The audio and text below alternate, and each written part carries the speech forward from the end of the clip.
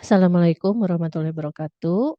Bertemu lagi dengan saya, Hema Yuliana dari SMA Negeri 19 Garut. Hari ini kita akan melanjutkan materi selanjutnya tentang recount text untuk mata pelajaran bahasa Inggris di kelas 10 di semester 1. Tujuan dari membuat recount text di mana siswa harus bisa memahami apa itu recount text dan juga bisa membuat recount text itu sendiri. Baiklah, before we are continue our lesson, I just want to show you three picture. Okay, look to the picture. First picture. Look to this picture. Do you know who is he? And then the next picture is this one. What activity in this picture and who is standing in front of the stage? Okay, next. I believe you all know who is he. He is a favorite actor in Korea. Oke, dari ketiga gambar tersebut, kenapa Ibu kasih di sini yang pertama gambarnya kita punya B.J. Habibie ya, yang ini. As we know, he is our president, third president in Indonesia. And the second picture, it is our headmaster. He is standing in front of the stage during the activity about panen karya. Jadi beliau lagi memberikan pengarahan ketika acara panen karya. And the last, he is an actor from Korea and all the apalah namanya orang yang paling disukai oleh ibu-ibu dalam film drakor ya. Oke, kita lihat selanjutnya. Kenapa saya kasihkan ketiga gambar ini? Because there is a relationship between the picture and the material. Kita lihat what is recount text. Apa sih recount text itu sendiri? Kita lihat di sini, mari kita simak sama-sama. Definition of the recount text is a text which retell event or experience in the past. Jadi, recount text itu sendiri adalah teks yang menceritakan kembali peristiwa atau pengalaman di masa yang lalu. Nah, artinya ketika kita menceritakan kembali peristiwa di masa yang lalu, benar-benar real. Real artinya benar dialami oleh seseorang. Lalu, what is the function? Social function. As we know in English text, we always have social function and generic structure. Kalau untuk social function dari recount text itu sendiri, itu adalah text is to inform or to entertain the reader. Kenapa di sini ada dua social function-nya? Ada untuk memberikan informasi, ada juga untuk menghibur pembaca. Dari tujuan ini kita bisa lihat, kalau memberikan informasi, kita bisa membuat recount text dalam jenis bibliografi atau historical. Sementara kalau untuk menghibur pembaca, kita bisa membuat recount text dalam bentuk personal recount text yang berdasarkan pengalaman seseorang. Boleh diri kita sendiri ataupun orang lain. Next. Tahap selanjutnya dalam jenis teks bahasa Inggris, biasanya dan bukan biasanya ya, harus ada sosial, setelah social function harus ada generic structure of recount text. Perlu kalian ketahui, kalau untuk generic structure recount text, itu ada 3. Yang pertama, orientation. Ini ya, orientation. What is orientation? It gives the reader the background information needed to understand the text, such as who was involved, where it happened, and when it happened. Jadi di sini, di dalam orientation itu background ya, memberikan informasi kepada pembaca, di mana di sana latar belakang yang kamu sampaikan, kapan terjadinya, di mana terjadinya, siapa pelakunya. Dan perlu kamu ingat, you must to remember, waktu, tempat, dan tokoh yang ada di dalam orientasi ini tidak boleh karangan. Artinya harus the real action atau kejadian yang benar-benar dialami oleh diri kalian sendiri ataupun orang lain. Next, we have event atau series of event. Di sini series of event yang kedua untuk generic structure-nya, order it in chronological sequence, rangkaian peristiwa yang diurutkan dalam kronologis. Misalkan, you want to make a recount about your holiday.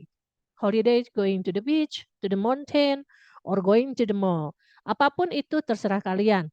Tapi di sini kenapa saya kasih eventsnya itu pakai S kan jamak ya. Artinya kalian boleh menceritakan kejadian seri event more than one paragraph. Misalkan kita mau ngambil going to the beach. Di sini misalkan kamu di sana ikutan playing playing in the beach atau off-road atau misalkan apalagi ya selancar. Silahkan kamu ceritakan. Misalkan kegiatan-kegiatan tersebut mau kamu buat menjadi 3 paragraf asalkan benar kamu lakukan, benar kamu alami, boleh kamu masukkan ke dalam events dalam bentuk recount text. Yang terakhir, kita punya reorientation ya. Reorientation itu optional, artinya kamu boleh memberikan pendapat pribadi, boleh juga menyimpulkan kejadian yang kamu alami. Di sini kan Ibu tuliskan a personal comment about the event or what happened in the end. Jadi silahkan personal comment itu kan berarti komunikasi terakhir. Apa yang akan kamu simpulkan, apa yang kamu rasakan ketika kamu berliburan kemari. Misalkan kan liburan itu tidak selalu happy ending kan, misalnya tragic holiday, bad mood, terus, sad, bebas terserah kalian. Yang pasti peristiwa tersebut sudah kalian alami dan endingnya hanya kalian yang tahu. Jadi tidak harus selamanya liburan itu harus happy atau harus sad, jadi sesuaikan dengan apa yang kalian alami. Nah inilah generic structure of recount text secara umum, jadi harus ada orientation, event, dan reorientation. Jadi kalau saya suruh membuat, kalian minimal harus membuat 3 paragraf. Next, selain tadi definisi generic structure juga social function, apa sih yang harus kalian perhatikan ketika you want to make a recount text? Oke, let's see. Nah, untuk tata bahasanya ketika kalian ingin membuat recount text dalam bentuk apapun, mau personal, mau faktual ataupun historical, yang pertama perlu diingat, using the simple past tense. Minggu-minggu yang lalu Ibu sudah menerangkan apa itu simple past tense, di mana karena kita menceritakan kejadian yang sudah terjadi, yang sudah dialami oleh seseorang, maka tenses yang kita gunakan simple past tense. Masih ingat kan yang subjek ditambah verb 2, ada dalam bentuk verbal ataupun nominal. Kata kerja yang kita gunakan, kata kerja lampau atau verb kedua. Second, using adverb of time and adverb of place. Kenapa kita harus menggunakan adverb, keterangan waktu, adverb, dan keterangan tempat? Tadi sudah saya jelaskan di orientation. Background yang harus kamu jelaskan, kapan itu terjadi, di mana itu terjadi, bahkan siapa yang mengalaminya. Maka dari itu, hal kedua yang harus kamu perhatikan harus ada kata keterangan, waktu, dan tempat.